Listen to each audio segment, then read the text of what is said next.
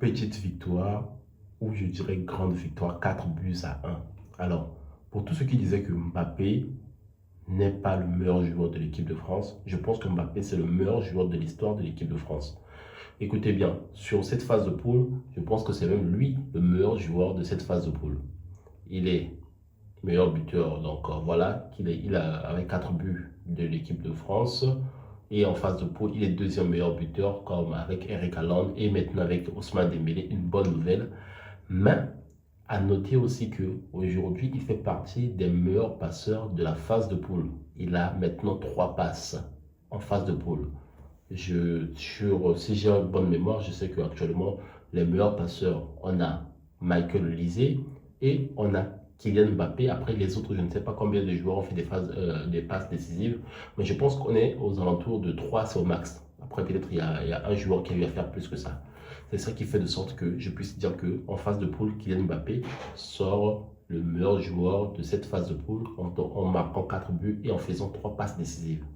Bon, dites-moi ce que vous en pensez. Moi, personnellement, je pense qu'il sort en tant que meilleur joueur de cette phase de poule et on continue pour cette lancée. Après, je reviens, on va parler de Ousmane Dembélé. Voilà.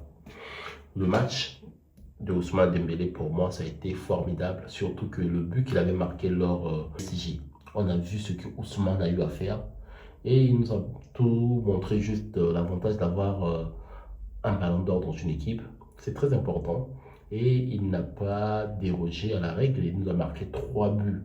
3 buts en Coupe du Monde. Je me rappelle que la dernière fois que c'est arrivé, c'était Kylian Mbappé qui l'avait fait lors de la finale face à l'Argentine. Mais ce n'est pas tous les joueurs qui le font. Et puis, ce n'est pas toutes les équipes qui ont un joueur qui marque 3 buts lors de la Coupe du Monde.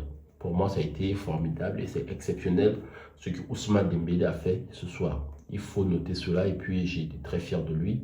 Après, il y a le but de Doué. En tout cas, un beau but sur une passe de Bradé Barcola. C'était une merveille aujourd'hui pour le Paris Saint-Germain qui se retrouve en équipe de France. La seule chose que je me pose la question à Didier Deschamps, pourquoi il attend pour nous faire rentrer Warren Zaïre-Emery? Il rentre quand ce joueur? J'ai besoin qu'il puisse rentrer lui aussi, qu'il puisse nous démontrer ce qu'il peut faire. Pourquoi il attend?